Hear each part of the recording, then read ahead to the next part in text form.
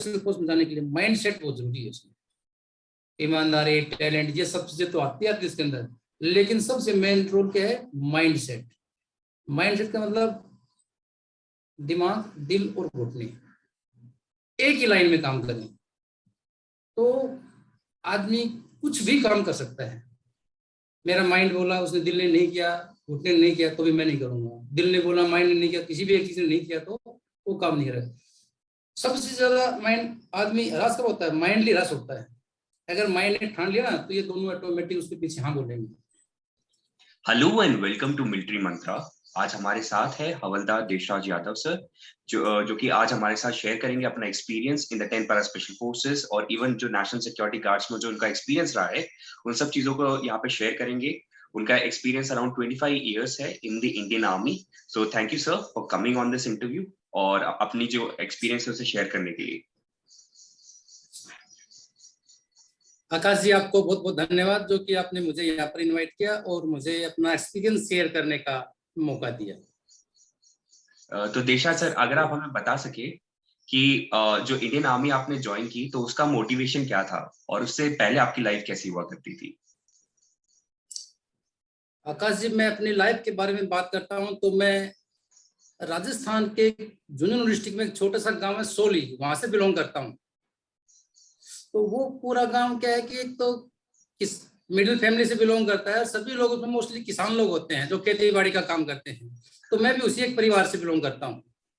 और वहां पर मोस्टली क्या था कि हमारे गांव में जब हम पढ़ते थे उसमें 8th क्लास तक स्कूल था। वो भी एक ही स्कूल था जो कि सरकारी स्कूल था। हम उसमें रेगुलर पढ़ना, जो भी रूटीन था, गर्मी के दिनों में 7 से 12:30 तक स्कूल लगना, सर्दी के दिनों में 10:30 से 4:30 तक स्कूल लगना। उसके बाद में स्कूल टाइम और होने के बाद में पूरा खेती बाड़ी का काम देखते, परिवार के साथ हम काम में मदद करते थे। लेकिन जैसे जैसे हम पढ़ते गए, जैसे मैं 8th और 9th क्लास में आया, 8th क्लास में आया तो वहां पर क्या है, स्कूल का ऑप्शन भी बंद होने को जाता है। 8th के बाद अपने को यहाँ पर स्कूल नहीं है। अच्छा। लेकिन एकदम अचानक प्रपोजल आया कि जैसे 8th क्लास हम पढ़ रहे थे तो अभी 10th भी शुरू होने वाला है, 9th और 10th क्लास दोनों ओपन होने वाले हैं। तो ये हमारे लिए एक बहुत बड़ा अपॉर्चुनिटी रहा।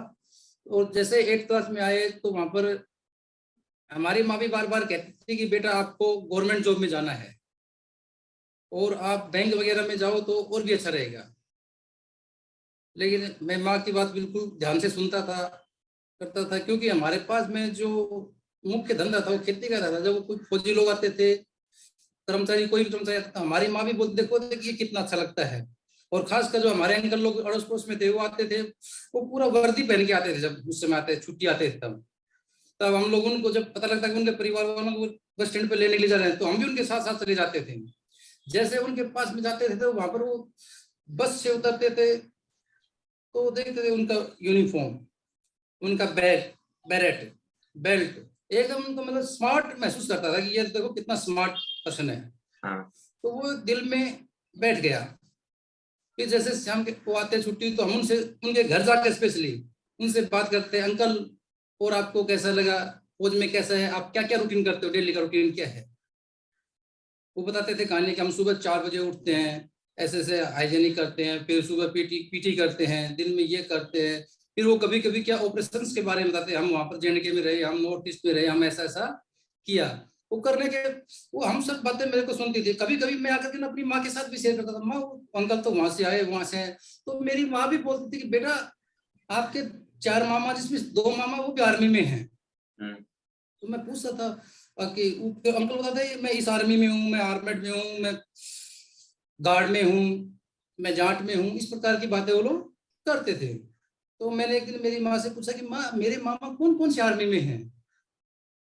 तो वो बोली कि बेटा मेरे को इतना नहीं पता कौन कौन है, लेकिन एक मामा तो आता है छुट्टी काट के जाता है, ठीक है।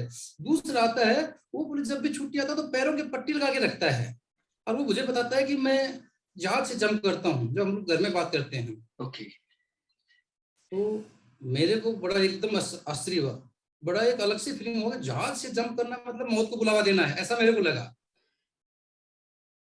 तो फिर मैंने माँ को बोला, माँ जब भी मामा आएगा आप जाओगे तो मैं आपके साथ चलूंगा गांव गांव में। तो बोली ठीक है।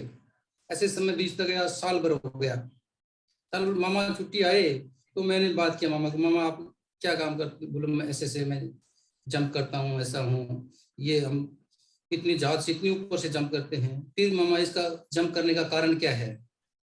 तो वो मुझे समझाते थे कि अपनी इंडिया के अंदर आर्मी है, ये देश की रक्षा के लिए हम ये लोग वहाँ पर काम आते हैं जहाँ पर कि पैदल सेना अपना काम करना बंद कर देती है। वहाँ पर जैसे डिफिकल्ट प्लेस होता है जहाँ पर चढ़ना मुश्किल करना होता है, उसके जरिए बोला हम हेक्टर से भी जंप कर सकते हैं, नीचे प्लेन से भी कर सकते हैं।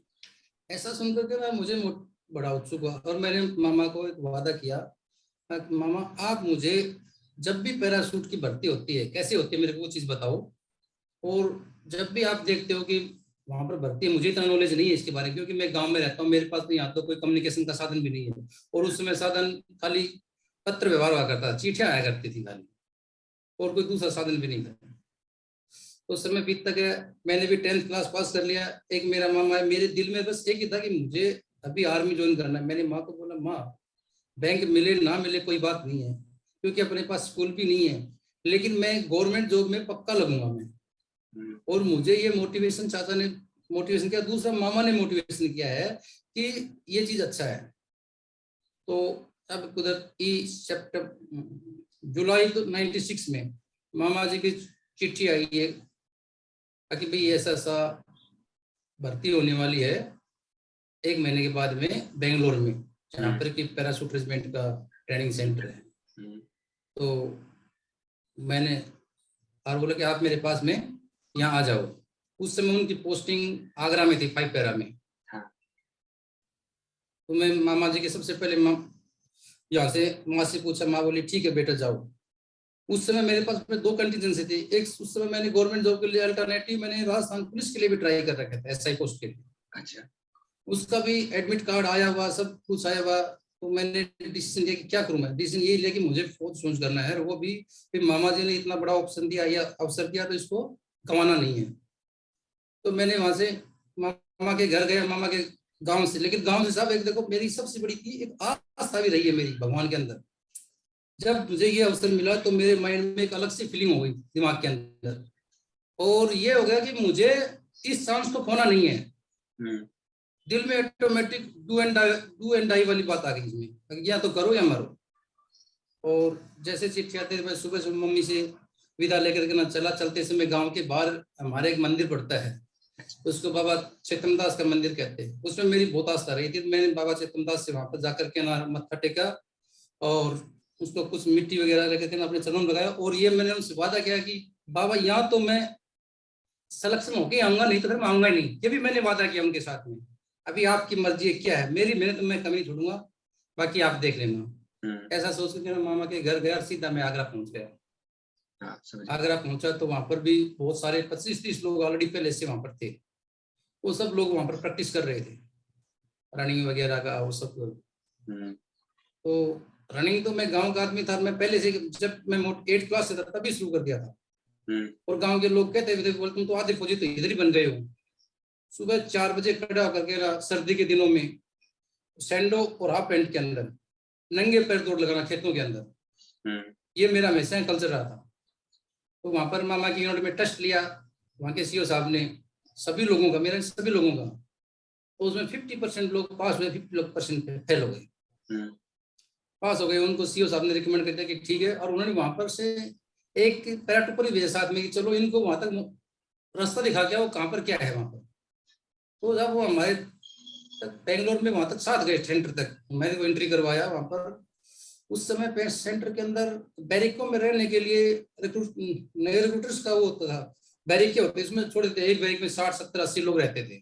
तो हमने उसमें रहना स्टार्ट कर दिया। जैसे वहां पर दोपहर में पहुंचे तो शाम को मैं ग्राउंड देखने गया, तो वहां पर पता लगा कि ये फौज में तो जो BRO वगैरह में भर्ती होती है तो उसमें 1600 मीटर की रस्ट होती है, वहां पर 2.4 किलोमीटर का रन है। अच्छा। और 50-50 स्टूडेंट उसके पर्सन के बैच छोड़ रहे रनिंग के लिए। अब अगले दिन सुबह होते हम 50 की लाइन में खड़े हो गए, सब नंगे पैर, वो भी नंगे, मैं क्या 50% लोग नंगे पैर ही थे उसमें। सैंडो बनियान और हाफ पैंट के अंदर शूट लगाया हमने बिल्कुल 2.4 किलोमीटर का। तो वहां पर जो वहां का जो मैनेजमेंट स्टाफ था जो ये सब कोऑर्डिनेट कर रहे थे, तो उन्होंने हर एक बैच में तकरीबन मैं दूसरे बैच में था, पहले वाले बैच में तो कितने रखे मुझे नहीं पता था, लेकिन मेरे बैच में हमने 6 लोगों को रखा, जो कि मैं आगे से थर्ड पोजीशन पे था। और लास्ट में देखते गए किसी में 6, किसी में 5, किसी में 7, एवरेज में 6 लोग आ रहे थे इतना। और बाकी लोगों को बाहर कर रहे थे। मतलब वहां का रनिंग थोड़ा सा मुझे टफ लगा, अच्छा टफ लगा, लेकिन मैं तो करके गया था कि मेरी तरफ से कोई कमी नहीं होनी चाहिए, ऐसा सोच के मैं गया था घर से। समझिए। मुझे एक भी छोटा सा भी मुझे इवेंट मिलते थे तो उससे पहले मैं उसको चंद सेकंड के लिए सोचता था कि मुझे इसको कैसे करना है, इसको ताकत के बल पे करना है, माइंड लेवल पे करना है, किस प्रकार से करना है, वो चीज मैं उसको सोच, क्योंकि मुझे वादा किया था कि मैं सिलेक्शन होके ही आना है, नहीं आना नहीं है। तो सब प्रोसेस चलता रहा पूरा, फिजिकल हो गया, मेडिकल हो गया, सब फिट हो गया, रिटन टेस्ट है, रिटन टेस्ट का 1 महीने का टाइम दिया। 1 महीने से फिर मैं वहां पर क्या करूँ, 1 महीना वहां पर मेरा कुछ ऑप्शन नहीं है, वहां पर 1 महीना किसके पास रहूंगा, यहाँ पर फिजिकल रिटर्न तो 4 दिन में पूरे हो गए। फिर मैंने सभी लोगों को पूछा क्या कर रहे हो, बोला कि 1 महीने के बाद में आएंगे दोबारा। कोई बोला कि यहाँ पर मेरा मामा है, कोई बोला मेरा भाई है यहाँ पर, कोई बोला कि मेरा बेंगलोर में रिश्तेदार है, मैं तो वहां रुक जाऊंगा जब, लेकिन मेरा तो वहां पर कुछ नहीं है। मामा जी थे वो 5 पर आगरा में थे। तो मैंने वहां पर ऑप्शन देखा, ढूंढा, तो वहां पर एक चीज चला था कि गार्डन बॉय का भर्ती होता था वहां पर। ऐसे लोगों का जो इसके लिए भर्ती के लिए आते हैं, तो और उनको कुछ समय रुकना होता है, तो क्या कि वो पेड़ पौध में पानी दे देंगे, खाना बनाने में मदद कर देंगे, वहाँ का एरिया जो मेंटेनेंस में उसको मदद करेंगे, और वो लोग उसको फ्री ऑफ कॉस्ट खाना खिलाते थे। तो मैंने वहां पर डिपो कंपनी, जो रिटायरमेंट की कंपनी थी, वहां जाके पोस्ट किया। वहां से मैं सोलदार को जाके मिला, मैं अक्सर मेरे को यहाँ पर रुकना है, मेरे को टेस्ट देना है, और मैं घर नहीं जाऊंगा, मैं इधर रहूंगा जब तक कि मेरा सिलेक्शन नहीं होता है, तब तक। ये भी बता दिया मैंने उनको। अभी सिलेक्शन 1 महीने में होता है, या 6 महीने में होता है, 6 साल में होता है, और पैराशूट में मुझे सिलेक्शन करना है। उन्होंने अपने सीनियर से कहीं बात किया, तो उन्होंने बोला कि ठीक है, अब हमारा सुबह से हम दोनों टाइम में खाने में मदद करोगे, खाने में सब्जी वगैरह कटवा दिया, इस प्रकार की आप काम करोगे। तो साहब मैं सुबह खड़ा होकर के ना, सबसे पहले तो मैं अपना रनिंग करता था। सुबह 3:30 बजे खड़ा होना, 4 बजे फ्रेश वगैरह होकर रनिंग करके ना 5 बजे वापस आना। 5 बजे वापस आने के बाद में मैं वहाँ के मैस में मदद करता था। 7 बजे उनको ब्रेकफास्ट करवाना, दिन में 2 बजे, 1 बजे लंच के लिए, और शाम को 7 बजे। बीच में मुझे 2-3 घंटा मिलता था, 2 घंटा, उसमें मैं अपना स्टडी करता था। लेकिन स्टडी में मुझे इतना कॉन्फिडेंस था कि मैं अपना बुक लेके आया था कि इस बुक में से कुछ भी आएगा, वो ऑब्जेक्टिव हो, सब्जेक्टिव हो, किसी भी टाइप का हो, मैं उसको डेफिनेटली, मतलब अच्छे तरीके कॉन्फिडेंस साथ करूंगा। मुझे कॉन्फिडेंस फीलिंग हो गया था उसमें। तो वो टेस्ट का समय भी नजदीक आ गया, टेस्ट दे दिया। टेस्ट में ये कॉन्फिडेंस हो गया कि मेरा सिलेक्शन 100% होगा। अगर इतने लोगों में से 2, 4, 5 लोगों का भी होगा तो मेरा होगा, इतना मुझे कॉन्फिडेंस हो गया। वो टेस्ट देने के बाद मेरा घर जाने का भी मन नहीं हुआ। अभी टेस्ट देने के बाद भी 1-1.5 महीने रिजल्ट आएगा, 1-1.5 महीने बाद में, फिर भी मैं घर की तरफ मुंह नहीं किया कि नहीं मुझे घर नहीं जाना। मुझे बोला तुम घर जाओ, टेस्ट दे के, अभी मैं बोला घर से मिल के आ जाओ, तुम्हारा इतना इच्छा है तुम हो जाओगे। नहीं, मेरे को घर नहीं जाना है, मुझे इधर रहना है। मैं गार्डन वर्क बनकर काम करता रहा, तो वहां पर 1 महीने के बाद में रिजल्ट आया। रिजल्ट आने के बाद में आया कि मैं बिल्कुल पास हो गया। पास होने के बाद भी उन्होंने 15 दिन का ज्वाइनिंग का टाइम दिया, 15 तारीख को आपको ज्वाइनिंग करना है। अच्छा। तो भी फिर मैं ज्वाइनिंग करने का टाइम दिया, तो फिर मैं फिर भी घर नहीं गया। मेरा मन नहीं हुआ कि मैं घर जाऊं ना, दिल में यह है कि अभी मुझे बस ज्वाइनिंग करना ही है इधर। फिर वहाँ के इतना दिन रहते रहते वहाँ के जितने भी ट्रेनिंग के इंस्ट्रक्टर्स वगैरह थे, कई लोगों से मेरा मुलाकात हुआ, उनसे मैं पूछता रहा कि ट्रेनिंग में क्या क्या होता है, कैसे करता है। तो बोला कि अभी आप इतना टेंशन क्यों ले रहे हो, अभी तो आपका ज्वाइनिंग नहीं हुआ, अभी 15 दिन बाद ज्वाइनिंग। आप एक काम करो, घर जाओ, फ्री होके आओ आराम से, बिल्कुल माइंड फ्रेश हो गया हो। मैंने बोला कि सर मेरा तो माइंड फ्रेश इसी से मिलता था, मेरे को करना क्या है बताओ मुझे, घर से आया हूँ मैं तो, और बाद में छुट्टी जाएंगे तो घर ही जाएंगे, लेकिन अभी तो मैं पहले ज्वाइनिंग करूंगा, उसके बाद ही छुट्टी जाऊंगा। उन्होंने देखा कि ये जाने वाला नहीं है, बस इसका माइंड तो इधर ही है, तो ये कुछ नहीं जाएगा। उन्होंने बोला ठीक है, तुम आप फ्री माइंड होकर इधर काम करो। ये वो 15 दिन में बीत गए मेरे, मुझे ज्वाइनिंग मिल गया। जिस दिन ज्वाइनिंग मिला उस दिन बहुत एक अलग फीलिंग हुआ था, इतना खुश हुआ। और उससे पहले 10 दिन पहले मैंने अपनी माँ को भी लेटर ली थी घर में, माँ मेरा सिलेक्शन तो नहीं हुआ है, लेकिन फॉर्मेलिटीज पूरी हो गई है, मेरा 100 का 100 सिलेक्शन हो जाएगा। वापस फिर मानने की लेटर पढ़ाया, फिर भाई का लेटर आया, छोटे भाई का, कि भाई ठीक है आप जहाँ भी है आराम से अपना नौकरी, कोई दिक्कत नहीं है, जब आपको ज्वाइनिंग मिल जाए तो एक चिट्ठी और लिख देना। उस समय गांव में कोई भी फोन वगैरह नहीं था, ये WLL का भी उस समय नहीं लगा था हमारे गांव में, छोटा सा गांव था। Okay. अगर उसमें इनकेस ऑफ कोई इमरजेंसी होती थी तो हमारे बाजू में तकरीबन 2 किलोमीटर दूर गांव है दुलोट, उसमें जाते थे हम फोन करने के लिए, और फिर वेट करते, हम किसी दूसरे वो सरकारी फोन करते थे, वो हमारे को बोलते आधे घंटा रुको मैं उनको बुलाता हूँ, मैं कहूँगा, फिर वो फोन करेंगे। ऐसे ही घर वाले भी फोन करते थे, जब इनके सब नहीं तो बाकी पत्र व्यवहार से ही काम चलाते थे।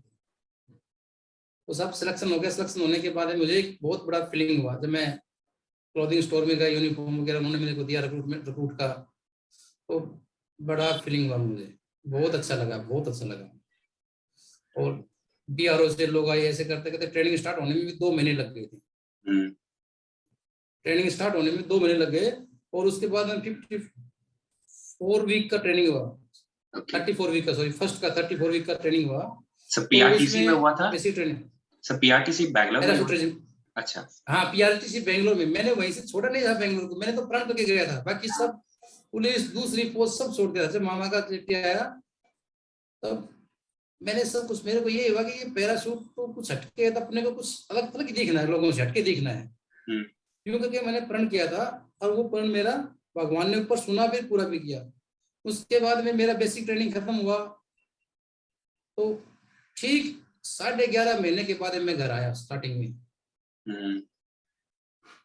11.5 महीने के बाद में मैंने परिवार के साथ मिला, तो परिवार को बहुत अच्छा लगा, भी ठीक है आपने अपना काम पूरा कर दिया। आते बैग अपना घर रखा, घर रख कर फिर मैं अपने गांव में मंदिर में गया माथा टेकने के लिए, प्रभु मैंने अपना काम किया, आपने अपना काम किया। आज मैं स्टेज के ऊपर आ गया। बेंगलोर में पूरा ट्रेनिंग खत्म हो गया, फिर मैं मामा से छुट्टी के दौरान मामा जी से मिला। मामा मैंने बेसिक ट्रेनिंग कर लिया है, तो फिर मुझे कुछ चीज़ों में पता था कि भाई आपका एडवांस ट्रेनिंग और चलेगा। एडवांस ट्रेनिंग के बाद में कुछ यूनिट स्टार्ट डिवाइडेशन लगा, तो मामा जी ने मुझे मोटिवेट किया कि अभी आप देख लेना कौन सी यूनिट में जाना चाहते हो, वहाँ पर तो आप अच्छा है कि पैरा स्पेशल फोर्स में जाओगे। तो मुझे ये चीज़ भी अच्छी लगी। उससे पहले मुझे इंस्ट्रक्टर लोगों को मैं वहाँ पर सेंटर में देखता था, तो कोई तो बैरेट कैप लगाता था, तो किसी के शोल्डर के ऊपर कमांडो लिखा होता था, कोई विदाउट कमांडो लिखा होता था। तो वो चीज़ें हम ट्रेनिंग के दौरान ही डिस्कस करते थे। सर आपने ये पैरा कमांडो लगाया, इसमें क्या करते हो आप? सर आपने पैरा कमांडो नहीं लगाया, आप इसमें क्या करते हैं, आपका रोल डिफरेंस क्या है, डिफरेंस रोल के अंदर? तो मेरे को सब चीज़ें देख भाई, ये कमांडो, ये इसका एरिया का, ये रिस्पॉन्सिबिलिटी किस आदमी का, इसका ये होता है। तो उस समय मेरे दिल में बैठ गया था। मेरे मामा ने मुझे मोटिवेट किया कि आपको स्पेशल फोर्स में जाना है, और मामा ने स्पेशली पर्टिकुलर ये बोला कि उसके आपको इतना परफॉर्मेंस करना है कि आपको 10 पैरा मिले। ये बोला, ढूंढते सब अच्छी है, लेकिन बोला जो आपका काबिलियत है, जो आपका तरीका है, उस प्रकार से आपको 10 पैरा बोले। ऐसे तो ऑलरेडी आपको वहां से डिसाइड हो जाएगा, लेकिन फिर भी मैं आपको मोटिवेट करता हूँ इसके बारे में, तो आपको 10 पैरा मिले। तो हमारे परफॉर्मेंस के आधार पर जैसे एडवांस ट्रेनिंग भी खत्म हो गया। ट्रेनिंग खत्म होने के बाद में फिर ये पूछा कि कमांडो में कौन कौन जाता है, वॉलंटियर्स। हमने वॉलंटियर किया। वॉलंटियर के अंदर वहां पर कमांडो कैप्सूल चला 1 महीने का। वो कमांडो कैप्सूल के अंदर सुबह से लेकर शाम तक फिजिकल एक्टिविटी का commando capsule, 10 kilometre running, 20 kilometre running, heavy boot के साथ, वजन के साथ, ये जो चीज थी, तो वो हमने पूरा 1 महीना किया। 1 महीना करने के बाद में यूनिट का डिसाइड हुआ कि आपको कौन सी यूनिट जाना है। तो मुझे बिना पूछे उन्होंने नाम पुकारे कि ये नंबर, ये तो मेरा नाम भी आया उसके अंदर कि ये लोग 10 पैरा SF में जाएंगे। इतना सुनते तो मुझे और फीलिंग हुआ, अच्छा मामा जी ने गाइड किया, मेरे दिल में था, और वो मेरे बिना कहे हो गया। ये चीज मुझे सबसे अच्छा लगा। अभी तो इतना खुशी हुआ कि साहब उस दिन दोपहर में खाना भी नहीं खाया हमने। बस खुशी खुशी से झूमते रहे। आज हमने 1 महीने का कैप्सूल कंप्लीट किया और हमारे को जो मन चाहा था वो भी था। इसका मतलब अपन सही डायरेक्शन में जा रहे हैं, ये भी मुझे अपने आप में अंदर फीलिंग हुआ। होने के बाद में यूनिट में चले गए। यूनिट में जाने के बाद में वहां पर जाते ही ऐसा नहीं यूनिट में जाने के सामान रखो गाड़ी के अंदर और वहीं से गो, स्टेशन से ही गो पैदल और रनिंग करते हुए हम यूनिट पहुंच गए। पहुंचने के बाद में सामान रखा, वो तो हमारे को प्रोविजन के लिए एक अलग से बारीक दे दिया। तो ये यूनिट तक पहुंचने का जो मेन मोटिवेशन था, ये मेरे मामा जी का, वो मेरे दिल के अंदर भी ये था कि जिसकी कोई नहीं कि मुझे ये करना ही करना है इसके लिए। वहां तक पहुंचने के बाद में फिर मैंने सांस लिया कि हाँ अभी पैरासेट में आ गए हैं और अभी अपने आप को वो देख उन लोगों से जाकर के मिलने के बाद में कि उसमें से कुछ लोग ऑपरेशन एरिया में थे, कुछ लोग वहां पर थे, सभी पूरा यूनिट्स वहां पर जोधपुर में नहीं था। वहां डिसाइड हुआ कि आप इस कंपनी में रहेंगे, ये करेंगे और ये आपके इंस्ट्रक्टर्स है। इंस्ट्रक्टर्स ने सभी को फोन किया, उसके बारे में बताया कि आपका ट्रेनिंग एरिया ये रहेगा, प्रोग्राम्स दे दिया। अभी वहां जाने के बाद में और भी एक अच्छा फीलिंग आई है, कमांडो बनना भी। तो अभी ये सपना अपना नहीं टूटना कि कमांडो, अपन पैरा का मोटिवेशन था, पैरा मोटिवेशन से अपने स्पेशल फोर्स यूनिट में आ गए। अभी तो कैसे भी करना है और करना ही है, और इसके लिए कुछ भी करना पड़े मुझे। तो इसका मतलब ये है कि मुझे फिजिकली और मेंटली तौर से इतना प्रिपेयर रखना है कि मैं इस चांस को नहीं गवाऊं। वो करने के लिए मैं 10 पैरा में जो भी मुझे टास्क मिला, जो भी पूरे प्रोबेशंस को टास्क मिला, हमने सभी लोगों ने ईमानदारी से करते गए। सर आप 10 पैरा के प्रोबेशन के बारे में बता रहे थे, तो वो एक्सपीरियंस आपका कैसा था और आपके हिसाब से ऐसी क्या चीजें टेस्ट की जा रही है वहां पे जिसके बेसिस पे आपको लिया जाता है प्रोबेशन में? आकाश जी, मैं आपको प्रोबेशन की बात बताता हूँ कि क्या चीज ऐसी जिसके ऊपर लिया जा रहा है।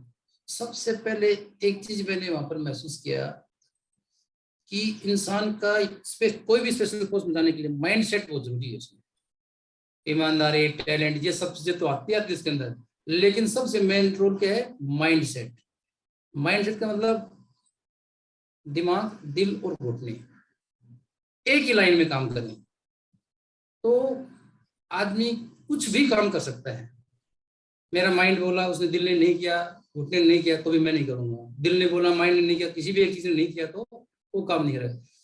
सबसे ज्यादा माइंड आदमी हरास कब होता है? माइंडली हरास होता है।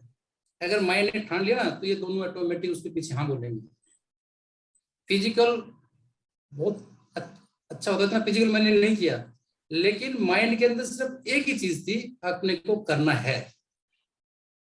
और यहाँ तक सोचता था कि अगर पैर भी टूट जाए, कट जाए, तो भी पैर को उठा के ना अपने को करना है। ये कोई प्रॉब्लम क्रिएट नहीं करनी है कि अपने को ये कमांडो प्रोविजन नहीं होगा। ट्रेनिंग के दौरान आपने आकाश से देखा हो तो हमारे ट्रेनिंग प्रोबेशन ऑफिसर डबा साहब हुआ करते हैं। उस समय नए नए यंग ऑफिसर कोर्स करके आए थे, वो प्रोबेशन ऑफिसर को डिटेल किया उन्हें। और अगर आपकी कभी मुलाकात हुई तो साहब से, वो मेरे प्रोबेशन ऑफिसर था, इंस्ट्रक्टर सब अच्छे थे। प्रोबेशन हमारा सर्कुलेट में घूमता था पूरा। उसमें सबसे प्रोबेशन में सबसे अच्छी चीज क्या आती थी? देखो, हमने स्किल के बारे में आती है। स्किल वहां पर सभी प्रोबेशन को अलग अलग स्किल दिया जाता था। आप डेमोलेशन करोगे, आप नेविगेशन करोगे, आप वेपन करोगे, आप मेडिकल करोगे। और प्रोबेशन हो उसके बाद में हो, हर एक चीज कमांड स्पेशल फोर्स के अंदर बड्डी वाइज होती है। अकेला आदमी भी कभी भी नहीं करता है, उसका एक बडी होता है। मतलब वो उसका एक ढाल होता है। दो जिस्म है लेकिन उसका ट्रेनिंग एक ही होता है। जिस्म दो हैं लेकिन काम करने का तरीका उनका एक ही होता है। एक आगे से बचाता है और दूसरा पीछे से बचाता है उसको। ये चीज सब चीजें, इसलिए कोई भी फोर्स जीरो एरर के ऊपर काम करती है। जीरो एरर की गलती हो ही नहीं। उसका रीजन ये है कि बडी वाइज। तो हमारे को प्रोबेशन में ही बडी वाइज कर दिया था। ये नेविगेशन का स्किल रहेगा, ये मेडिकल का रहेगा, इसका डेमोनेशन का रहेगा। बेसिकली सभी और हाल होते थे लेकिन एक्सपर्ट स्किल में ये चीजें सभी की होती थी, गाड़ी चलाने से लेके डेमोलेशन से, वेपन के बारे में, नेविगेशन, सभी के बारे में होता था, लेकिन वो आदमी अपने एक्सपर्ट होता था, ठीक है। और आदमी में ट्रेनिंग के दौरान ही मतलब कितनी चीजें सिखा देते हैं कि वो आदमी कभी, जब तक की लाइफ में नौकरी करता है यूनिट में तो कोई दिक्कत नहीं, क्योंकि यूनिट में से एक फैमिली है। अगर वो बाहर जब यूनिट किसी दूसरी पोस्टिंग में जाता है तो अपने आप को प्रेजेंट कर सके अच्छी तरह से। अब कोई ये 4 लोग देखने वाले ये बोलेंगे हाँ यार ये 10 पर स्पेशल पोस्ट है। ये चीजें प्रोबेशन के अंदर ही उसको कूट के भर देते हैं कि आप बाहर जाओगे तो अपने आप को कैसे प्रेजेंट करोगे।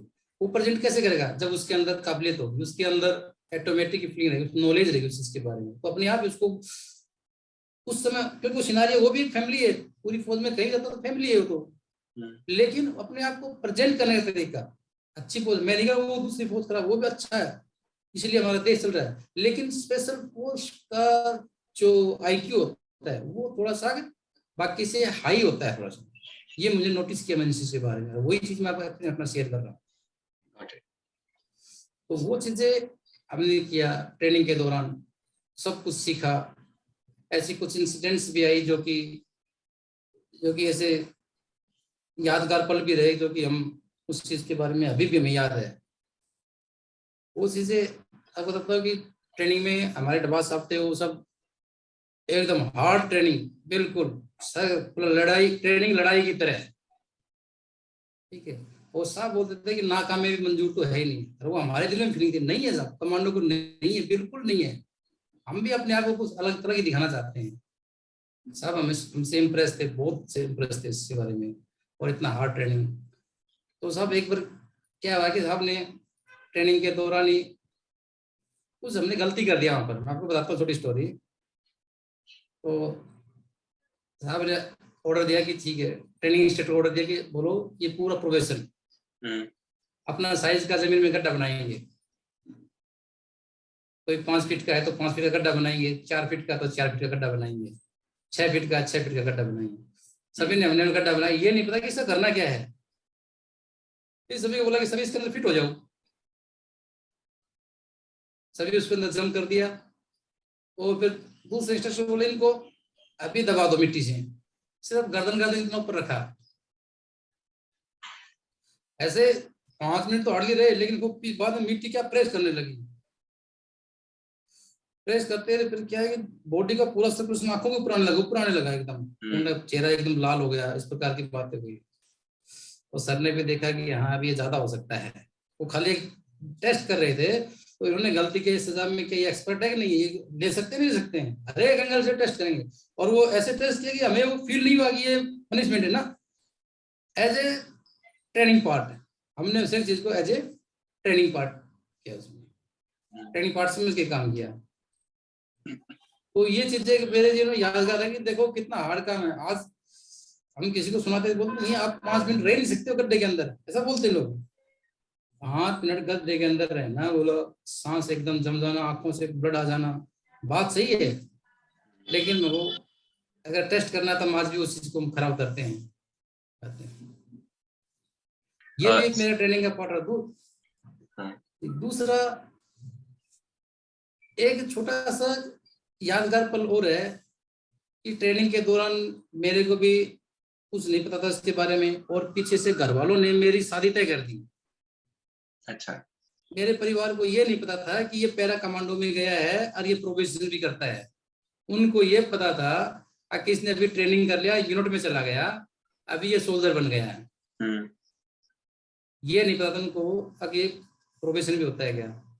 तो करने के बाद में मेरे पास चिट्ठी आई कि भाई ऐसे से आपकी शादी 28 फरवरी की फिक्स कर दिया है। 28 फरवरी का दिन मेरे प्रोविजन के अंडर में आता है। मैंने अपने इंस्ट्रक्टर्स को बोला कि साहब ऐसा परिवार से लेटर आया है और मेरी शादी फिक्स कर दिया है। तो इंस्ट्रक्टर भी बोले यार आपको शादी उसमें छुट्टी तो नहीं मिलेगी। ठीक है साहब नहीं मिलेगी तो प्रोविजनल छुट्टी कहाँ मिलती है, कोई बात नहीं है। फिर उन्होंने मेरी ये बात, मैंने आगे कुछ नहीं बोला, उन्होंने आगे प्रोबेशन ऑफिसर्स को पूछाया तो मुझे फिजिकल एक्टिविटी के दौरान मिले, तो आपका शादी तय करते वहां साहब आपको छुट्टी तो नहीं मिलेगी। नो इश्यू सर, कोई बात नहीं मिलेगी। तो मैंने भी एकदम मतलब ऐसे बोले नहीं मिलेगी, कोई बात नहीं है, ठीक है। मैंने घर वालों को कोई रिस्पॉन्स नहीं किया, क्योंकि इतना टाइम ही नहीं था साहब, वहां से कहाँ लेटर डालेंगे, क्या करेंगे। कोई बात नहीं है, टाइम बीतता गया। फिर 15 दिन के बाद में शादी का कार्ड भी आ गया बाई पोस्ट। अच्छा। फिर मैंने वो इंस्ट्रक्टर को दिया कि सर ये देखो मेरा तो कार्ड भी आ गया, अभी मैं क्या करूं। अभी उन्होंने बोला दिखाओ कार्ड, दिखाओ कार्ड, लेके दिया। और फिर दूसरे दिन डिसीजन आया कि फिर उस सर मुझे मिले घूमते फिरते, भाई शादी आपको ये तो गलत कर दिया। आपको पता है कि 6 दिन तक अगर आप प्रोबेशन में लेट होते हो, मिस हो जाते हो, तो आपको प्रोबेशन से आउट कर दिया जाएगा, प्रोबेशन से। हाँ सर, तो ठीक है मैं शादी नहीं करूंगा अभी, मैंने बोल दिया। और मैंने घर वालों को लेटर लिख भाई अभी शादी को कैंसिल करो, लिख करके ना। लेकिन वो घर वालों का लेटर तो वहां पर नहीं पहुंचा, पता नहीं पहुंचा, मुझे भी नहीं पता उस चीज के बारे में। लेकिन घर वालों ने 28 तारीख की शादी थी, तो 25 तारीख को वहां पर एक आदमी को भेज दिया, कहाँ पर, भाई हमारा बेटा जोधपुर में है और आप जाओ। लेकिन हम जोधपुर में नहीं थे, हम फील्ड में थे, ट्रेनिंग कर रहे थे इसके बारे में, प्रोबेशन। उनको नहीं पता था, तो वो जाकर के ना वहां पर बताया कि भाई ऐसे प्रोबेशन करने, ऐसा भी नया टुकड़ा आया देशराज। तो बोले साहब वो तो प्रोबेशन में है, प्रोबेशन यहाँ नहीं हो तो आउट ऑफ स्टेशन में है। तो बोले साहब कैसे भी करो, उनकी तो 28 तारीख की शादी है। तो ऐसा करने के बाद में वो मेरे पास मैसेज गया, वहां पर मेरे पास नहीं गया, पहले इंस्ट्रक्टर के पास गए, एसएसएस की शादी है, घर से आदमी आया हुआ है। घर वालों ने हमारे अंकल को भेजा, रो कि वो भी वेटरनर थे। अभी आपको पोज के बारे में पता है और आप जवाब लेके आओ, हमारे कुछ नहीं पता उसके बारे में। तो उन्होंने फिर जाकर के ना इंस्ट्रक्टर को बताया, तो सर ने मुझे कुछ नहीं बोला, कुछ भी नहीं बोला। और उस दिन 26 हो गया, सुबह 26 को दोपहर में हमारे को लॉन्च कर दिया, और पूरे प्रोबेशनर्स को एक टिल्ले के ऊपर फॉलोइन किया। टिल्ले में फॉलोइन किया, तो टिल्ले में फॉलोइन किया, तो फिर एक जिप्सी बाजू में खड़ी कर रखी, सर आए थे उसमें, और बोला कि देख सर क्या, सर कुछ नहीं हुआ, सब ठीक है, सभी कमांडो ठीक है, यस सर, जोर से चिल्लाई। तो बोला ठीक है, आप लोगों के पास पानी कितना है। तो मैंने लिखा कि आधा बोतल है, किसी ने थोड़ा सा कम है, 1 लीटर पानी, 24 घंटे में 1 लीटर पानी होता था। तो ठीक है, अभी की टाइम से लेकर के ना अगले 24 घंटे के लिए अपना अपना ये बोतल फुल करो। मैंने ये बोतल फुल कर लिया, सभी प्रोफेसर ने, सभी ने सर्कल में खड़ा होकर बोतल को फिलअप कर लिया। फिलअप करने के बाद में बोला कि ठीक है, अपने अपने बोतल से सभी एक एक ढक्कन निकालो पानी का, बोतल का ढक्कन, और निकाला, और ऊपर से बोला सभी लोग ऐसे पियो, और पीने के बाद में बोलो ये जाम देशराज के नाम। सर ने इतना बोला तो मुझे गुस्सा कि हाँ अभी मुझे सर छोड़ने वाले हैं, मुझे भी लगा। और ये बोला अगले 24 घंटा फिर आपका ट्रेनिंग रहेगा, 24 आवर्स में इसी बोतल में आपको स्पेंड करना पड़ेगा। तो उन्होंने, ये तकरीबन शाम को 4 बजे का टाइमिंग था इसमें। तो वो टिल्ले पकड़ा के सभी ने पानी पिया, मेरे को तो बोले कि आप जाओ इस गाड़ी में बैठो, इतना ही बोला, कुछ नहीं बोला। और उनको फिर आगे का रूट दे दिया कि अगले नेक्स्ट 24 आवर्स के बाद में इधर ही मिलेंगे। तो जैसे ही मैं वहां से निकला, तो मैं जैसलमेर स्टेशन पे आया। स्टेशन पे अपना जैसलमेर दिल्ली एक्सप्रेस चलती है यहाँ से शाम के टाइम में। उसमें बैठ करके ना, तब तक इंस्ट्रक्टर मेरे को छोड़ने के लिए, मुझे भी इतना नहीं पता था, छोड़ने के लिए आया। छोड़ने के बाद उन्होंने जोधपुर जो मेरे अंकल जी आए थे उनको भी फोन किया कि तुम एक काम करो, रेलवे स्टेशन है जोधपुर के, और ये आपको इस डब्बे में बैठा हुआ मिलेगा, आप इनको वहाँ पे टिप कर लेना। तो वहां से उनको छोड़ने के लिए एक आदमी को वहां पर हमारा स्टेशन पे मुलाकात हुआ। तो फिर हम पहुंचे, रात भर पहुंच करके ना सुबह हम घर पहुंचे 10 बजे। उसमें 27 हो चुका था, 27 10-11 बजे के आसपास से वहां पर भी घर वालों ने रजिस्ट्रेशन चालू कर रखा था खाने का लिए। अपने हिंदी भाषा में वहाँ पर गाँव को मेड़ बोलते हैं, जिसको अपन रिसेप्शन बोलते हैं इसके बारे में।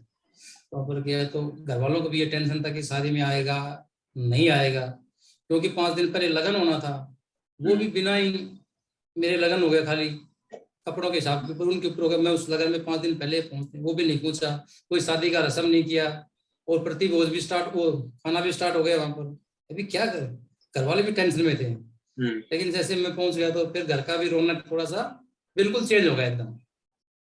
और घर वालों ने भी वहां भी मैसेज दिया कि भाई सामने वाले के, लड़की वाले के भी, क्योंकि वो भी टेंशन में थे, नहीं आया अभी तक तो क्या होगा। वापस मैसेज दिया तो उन लोगों में भी खुशी की लहराई भी, ठीक है।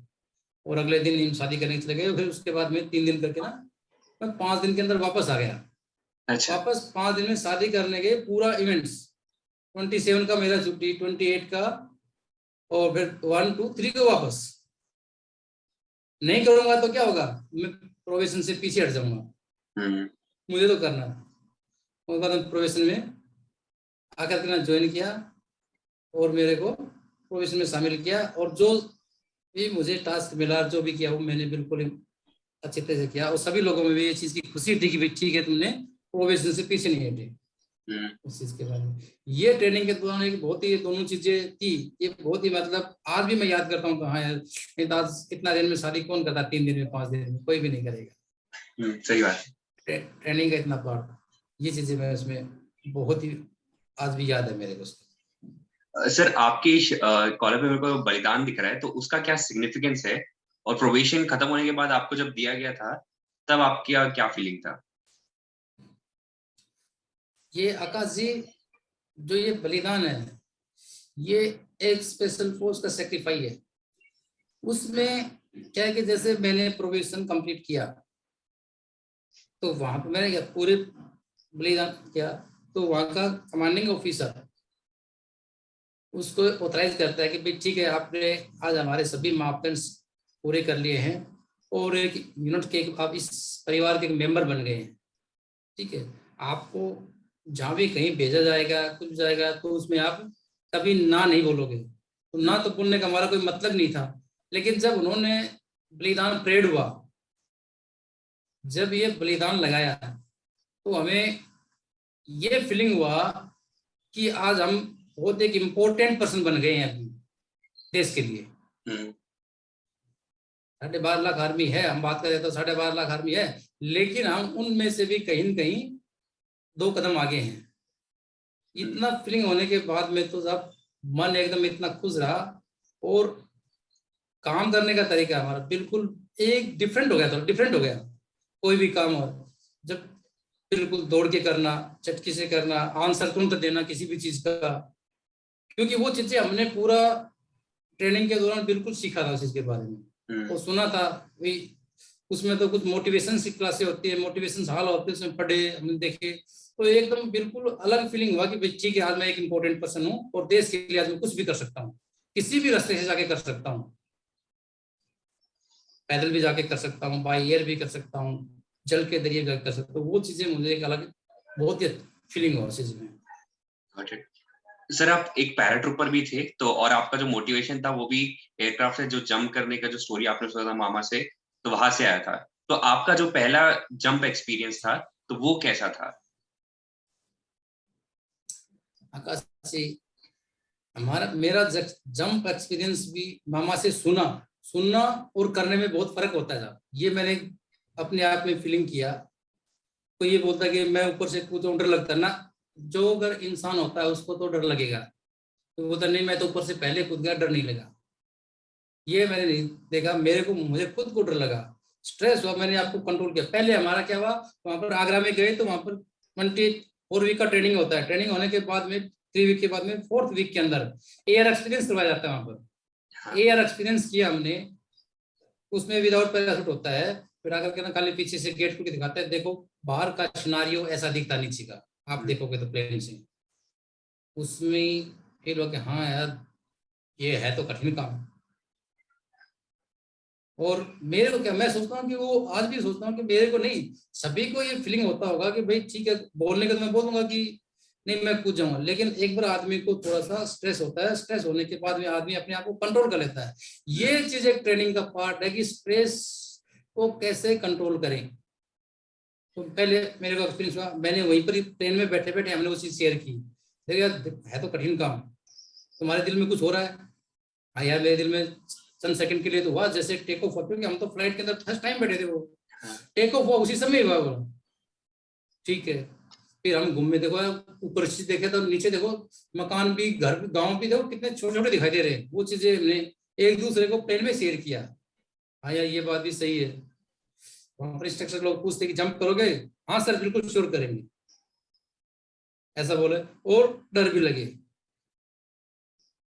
ये एक्सपीरियंस के दौरान हुआ। जब हमारा फर्स्ट जंप हुआ तब सबसे पहले सभी को डर लगा, लाइन में थे। पहले इंस्ट्रक्टर आता है, उसके बाद में पैराट्रूपर्स आता है। पहले इंस्ट्रक्टर अपने सामने से डेमो देता है अकेला, फिर एक राउंड लेगा प्लेन और फिर दूसरे पैराट्रूपर्स को जंप कराएगा। जब उस इंस्ट्रक्टर ने हमारे सामने जंप किया तब और भी हमें अच्छा फील हुआ। देखो जब इंस्ट्रक्टर हमारे सामने मोटिवेशन बन करके हमारे सामने ऐसे जंप कर रहा है तो हमें तो कोई डाउट नहीं होना चाहिए एक पैराट्रूपर होने के नाते। और बीच बीच में वो भी छतरी माता की जय, दुर्गे भवानी की जय, ये सब चीजें चलती रहती थी। और लेकिन जब उन्होंने जंप किया तो एक अलग फीलिंग आया, इजी जंप, इजी है। क्योंकि जब प्लेन उड़ता है, गेट खुलता है तो चंद सेकंड के लिए एक बार स्ट्रेस होता है आदमी को, लेकिन वो तुरंत कर, जैसे जंप किया उन्होंने तो स्ट्रेस वगैरह बिल्कुल गायब हुआ एकदम। जब सर ने हमारे सामने जंप किया तो हम तो क्या है, तुम कूदेंगे हम। जैसे हमारा टर्न आया तो टर्न कूद गई। बस अभी मन में एक ही था कि अगर इमरजेंसी हो गई हवा में तो अपन क्या करेंगे। इंस्ट्रक्टर ने पूरा सिखाया तो जब क्या हमने ग्राउंड में सिखाया वो चीजें हवा में लागू कर सकते, ये एक माइंड में क्वेश्चन रहता था उस समय। जब पहला जंप हुआ उस समय क्वेश्चन था। जब देखा कि हाँ इतने बेसिक जंप यहाँ से यहाँ होता है, वो बेसिक जंप था 1250 फीट से होता है तो इतना टाइम लगता है, उसके बीच में क्या क्या उसको कितना हम टाइम में टैकल कर सकते हैं। जब हम कूदे तो वो चीज भी फंडा फर्स्ट जमे क्लियर हो गया कि अपन कूदेंगे, ऐसा कोई इमरजेंसी आएगा तो अपन इजीली वो भी हल कर सकते हैं। ये वो इंस्ट्रक्टर को देख करके हमें बहुत ही अच्छा लगा। और फिर उसके बाद में जितने भी जंप करे, नाइट जंप भी किया, डे जंप भी किए, फिर उसमें कोई ऐसा इशू भी नहीं आया और बिल्कुल फीलिंग के साथ, अच्छी फीलिंग के साथ में जंप किया मैंने खुशी से। और मैंने पूरा एक दूसरे को देख करके मैं पूरे कमांडो छतरी माता की जय, छतरी माता की जय काउंटिंग के साथ, जैसे एग्जिट गेट की पता तो 1000 2000 इंस्ट्रक्टर का सख्त था कि 1000 तो बोलना ही है। 1000 का रीजन क्या है कि आप 4 सेकंड का वफा दोगे, 4000 बोलोगे तो आपका पैराशूट आप देखोगे आपको ऑटोमेटिक खुला हुआ दिखाई देगा बेसिक करके। तो हमें वो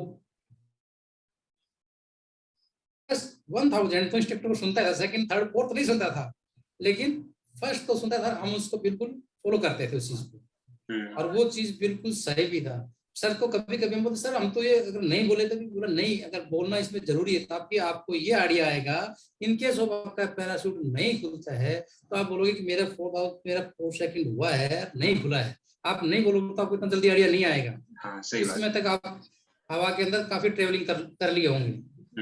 तो बोले ये बहुत कंपल्सरी, ये चीज का उन्होंने मुझे हमें कंसेप्ट क्लियर किया तो वो भी बहुत बढ़िया चीज थी उस चीज के बारे में।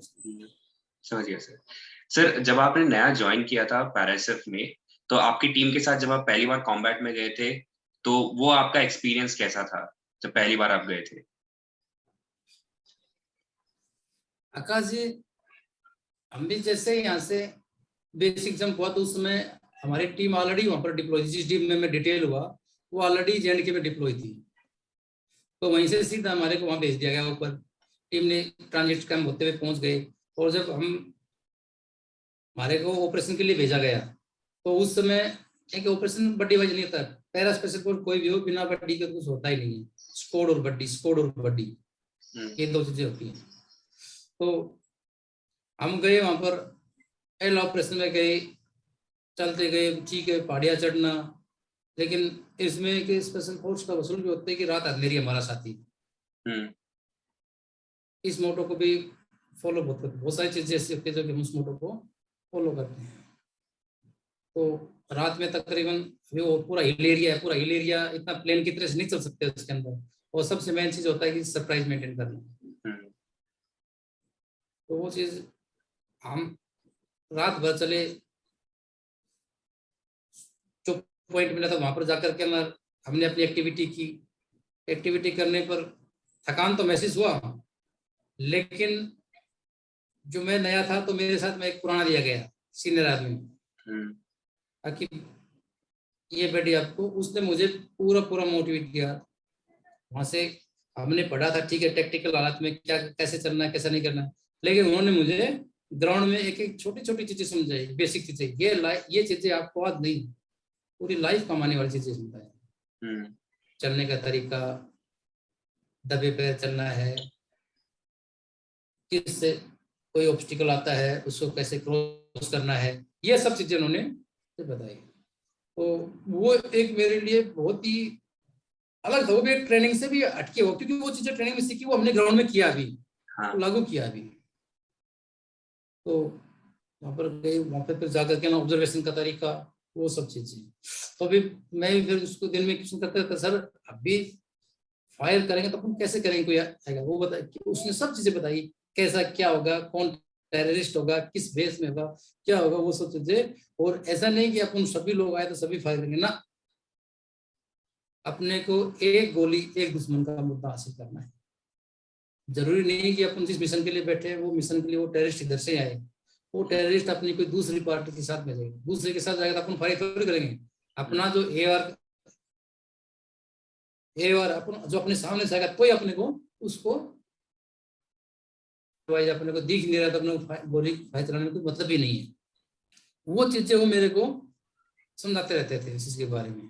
वो कुदरती उस ऑपरेशन में कुछ नहीं हुआ, ये चीजें करके ना बहुत फीलिंग। उसके बाद में उन्होंने लोकेशन में आने के बाद ही बताया कि देखो ये कुछ गलतियां हमने किया, वो गलतियां उन्होंने बताया कि, ताकि हमने पूछा भी इसके बारे में कि और हमने क्या क्या गलतियां की, क्या करना चाहिए। बोला आपको धीरे धीरे समझ आएगा, लेकिन आज आपने ये गलतियां की, वो गलतियां दोबारा नहीं करना है। बिल्कुल सही है। दूसरे ऑपरेशन में गए, दूसरे में फिर ऐसे ही एक मुठभेड़ हो गया। सुबह सुबह तकरीबन 7:30 बजे के आसपास, रात भर चले, 5 बजे के आसपास में बैठे। तो जैसे मुठभेड़ हुआ, तो लेकिन वो मुठभेड़ क्या है, हमसे दूर था, थोड़ा सा दूसरी पार्टी से हुआ, हमारी टीम की पार्टियां, हमारी पार्टी दूसरी, उससे हुआ। तो फिर मैं बोला कि सर अपने को भी फायर करें। तो फायर खाएगा करेगा भाई, आपको दिखाई दे रहा है, नहीं दे रहा है, अपनी टीम को उधर से फायर आ रहा है, वो कर रहे हैं ना,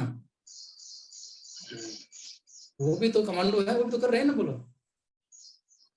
ठीक है सर। मैं चुप हो गया वहां पर।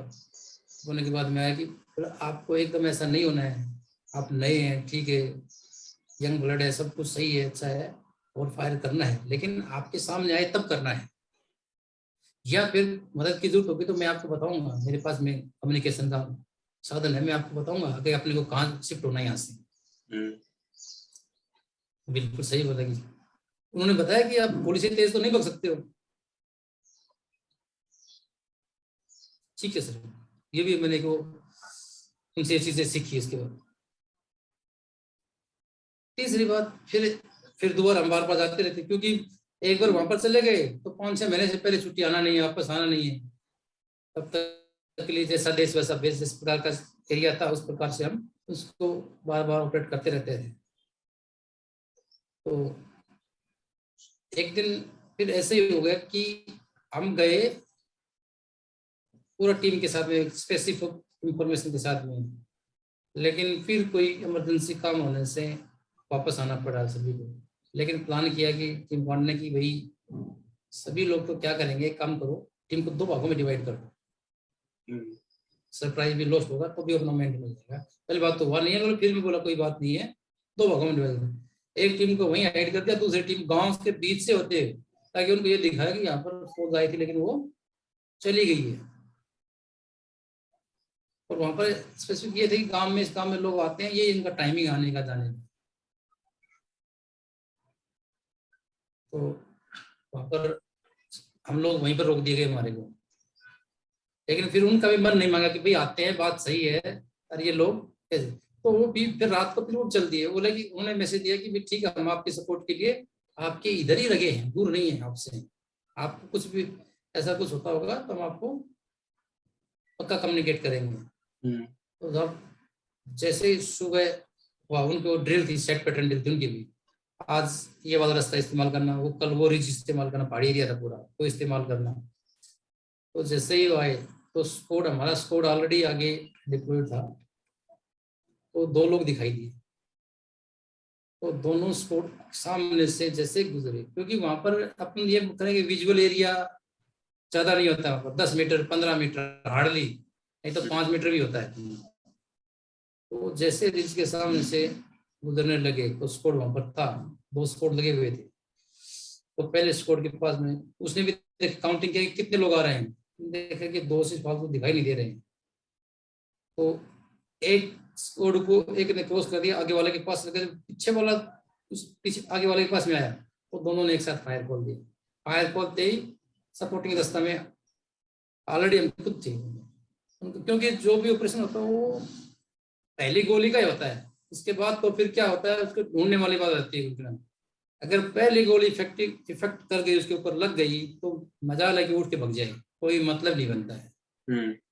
तो उसको दोनों स्कोर ने एक साथ ऐसा फायर किया कि दोनों एक साथ गिर गए हम, और फिर ऊपर से कंटिन्यू फायर, और विद इन 30 सेकेंड में फायर स्टॉप, कोई मूवमेंट नहीं किया।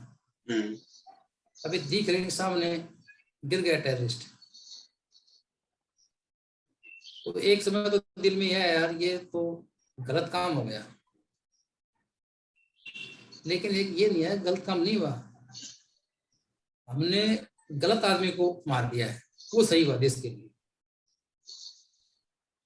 क्योंकि ये हमारे देश को, हमारे लोगों को गलत गुमराह कर रहा था, गलत फायदा उठा रहा था। जो आज जेएंडके में लोग हैं वो भी तो हिंदुस्तान के ही हैं, तो बाहर के थोड़ी हैं, वो भी हमारे भाई बहन जैसे ही है, भाई बहन है ही है, जैसे भी क्या है। उनका गलत फायदा उठाना, उनको लूटना, उनके घर में जाकर घुस कर देना, खाना खा देना, राशन उठा ले जाना, बहन बेटे के साथ छेड़खानी कर देना, ये चीजें क्या ये गलत है, और अपन ने इसका सही किया, इसका खात्मा करने में बहुत अच्छा किया। तो वहाँ पर मेरे साथ में उस समय मेरे पास में वेपन भी क्या सपोर्टिंग जीपीएम भी था, और वो मेरा फेवरेट हथियार भी रहा है, एमएमजी का मॉडिफाई रूप है।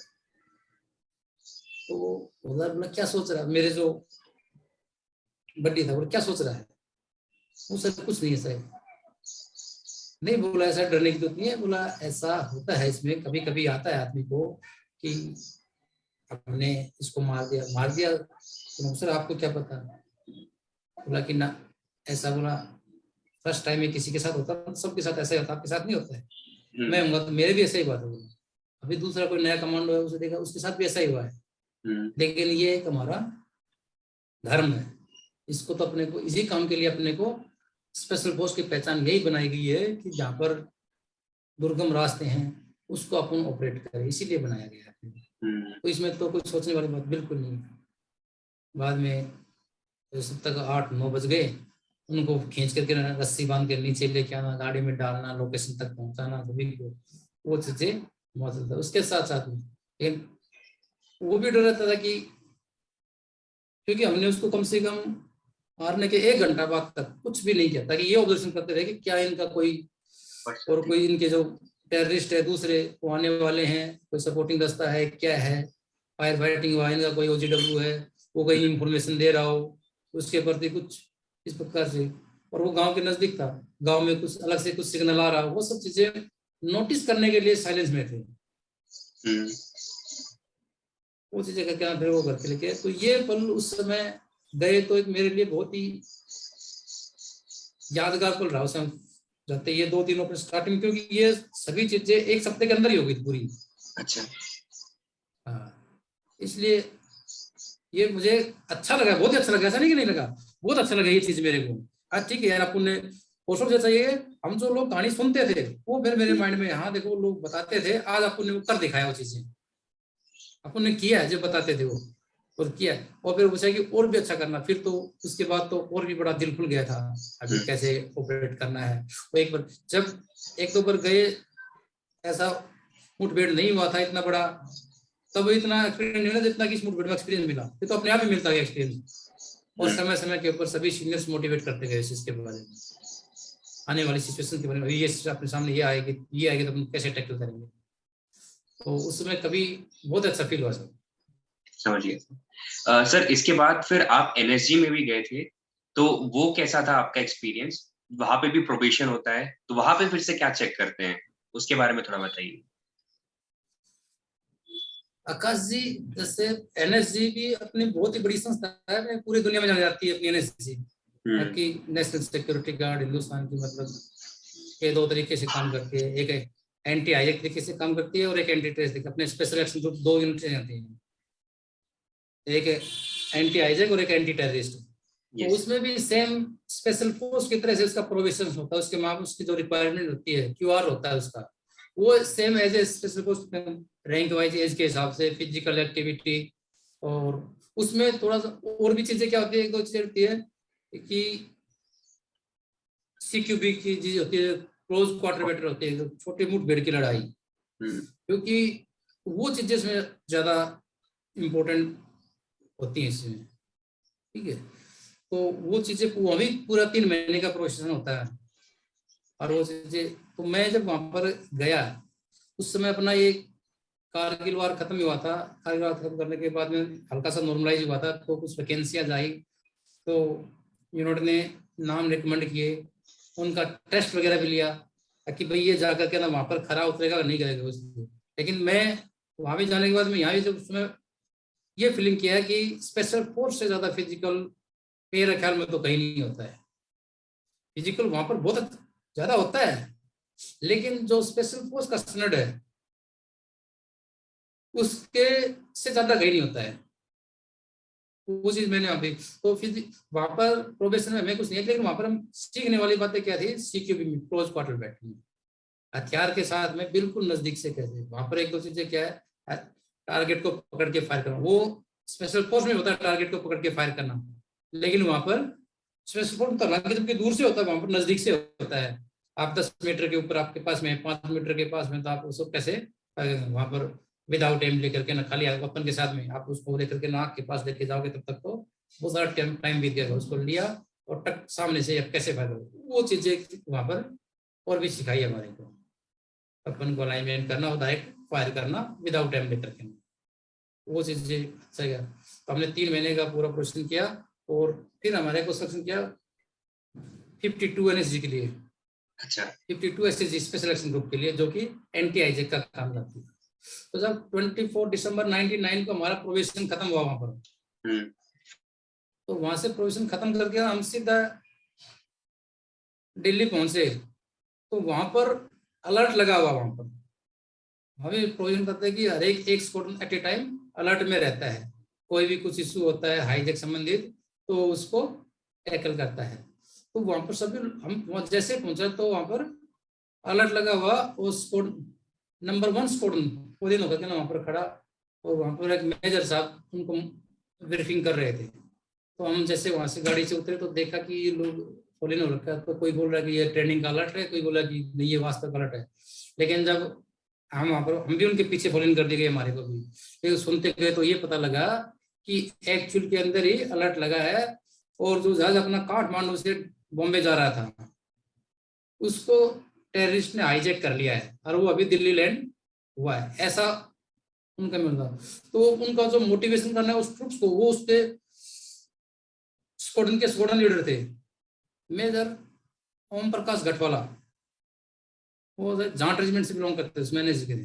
तो उनको मोटिवेशन कर रहे, तो ठीक है। उसके बाद में उनको मोटिवेशन करने के बाद में उनको गाड़ी में बैठाया, एयरपोर्ट के लिए कर दिया। दो वो चंद सेकंड के लिए हमारे पास गए, बोला कमांडो तुम अभी अलर्ट लगा, आप जाने के लिए रेडी है। तो उनको देख रहे, उनको जो फीलिंग वो कर रहे थे, ब्रीफिंग कर रहे थे, तब वो जोश हमारे अंदर भी आ रहा था, एक्चुअली सभी के अंदर ही आ रहा था।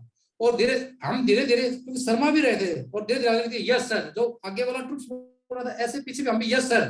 फिर हमारे पास में आया तो बोला कि वॉलेंटियर कौन है, यस सर।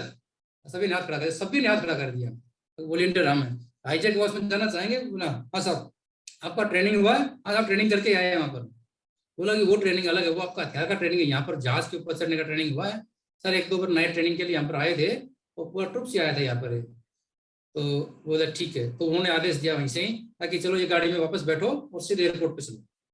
हम वहां पर एयरपोर्ट पे गए, एयरपोर्ट पे जाते ही हमारा ट्रेनिंग शुरू, वहां पर हीट बनाया, हीट नंबर 1, 2, 3, 4 बना करके ना, कोई पीएटी के जरिए कोई जिप्सी के ऊपर लेडर लगा कर रहा है, तो कोई फिजिकली लेडर लगा कर रहा है, ऐसे ऐसे अपने को टैकल को करना है।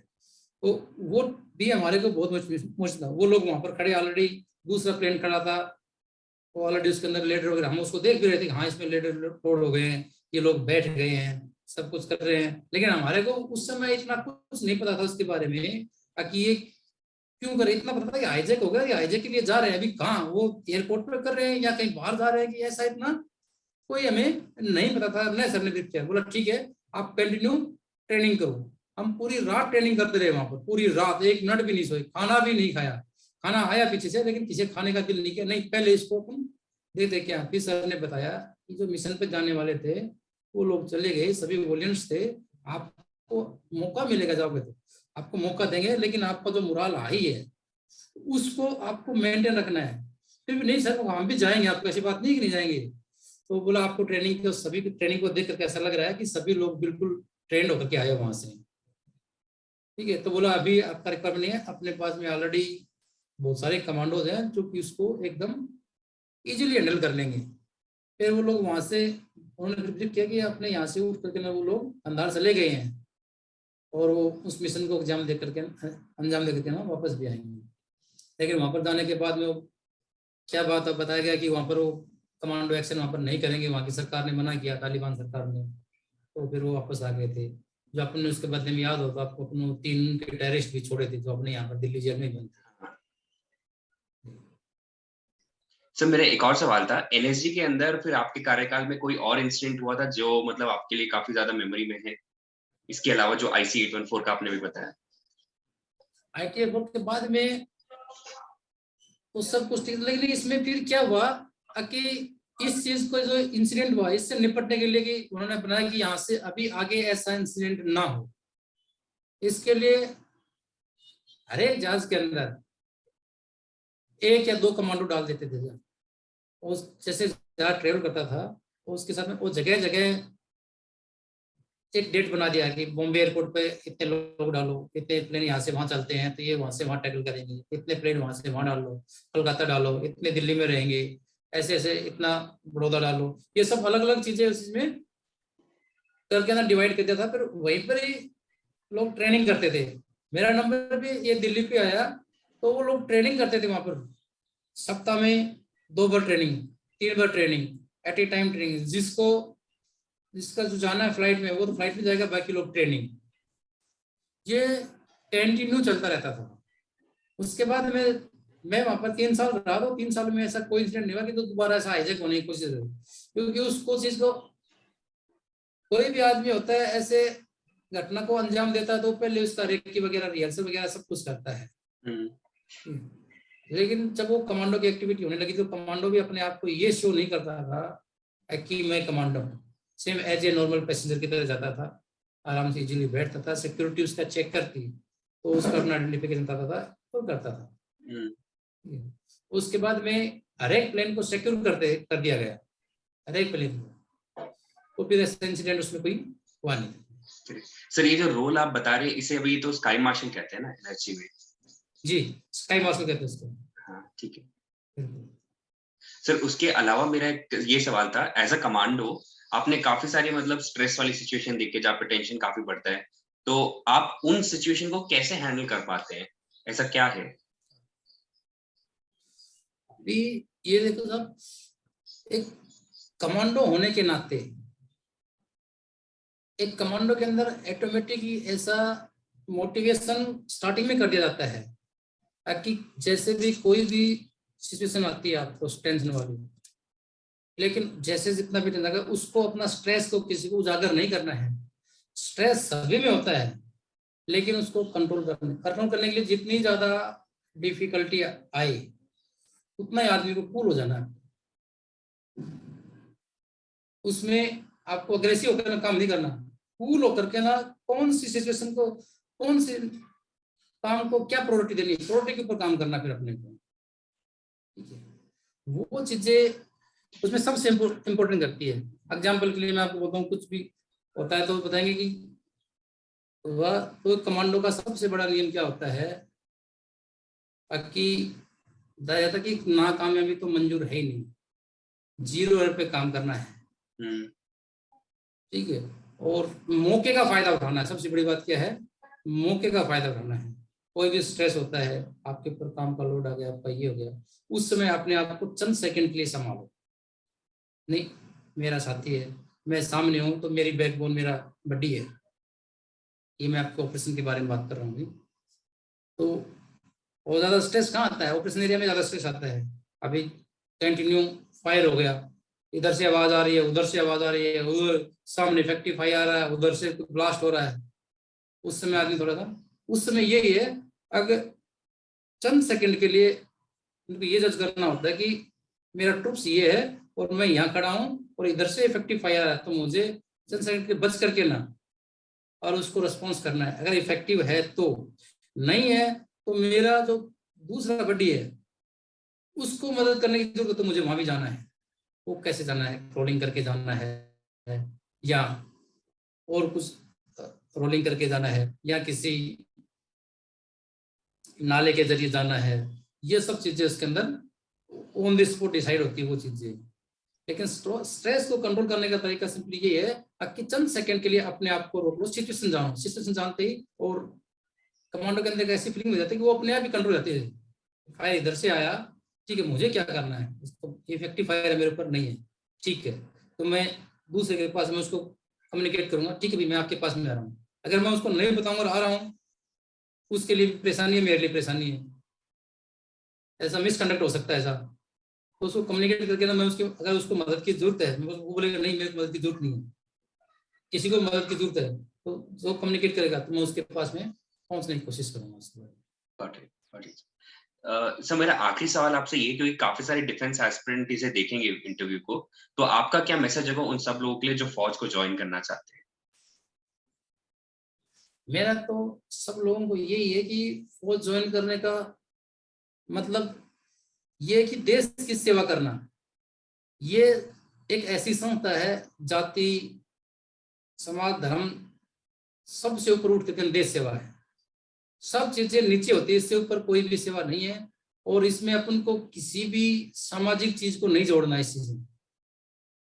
और अपने आप को सभी लोग फिट रखे, उस फिट रखने के लिए भी अच्छा प्रैक्टिस की जरूरत उनको, हेल्थ हाइजीन मोटिवेशन सबसे साइकोलॉजी।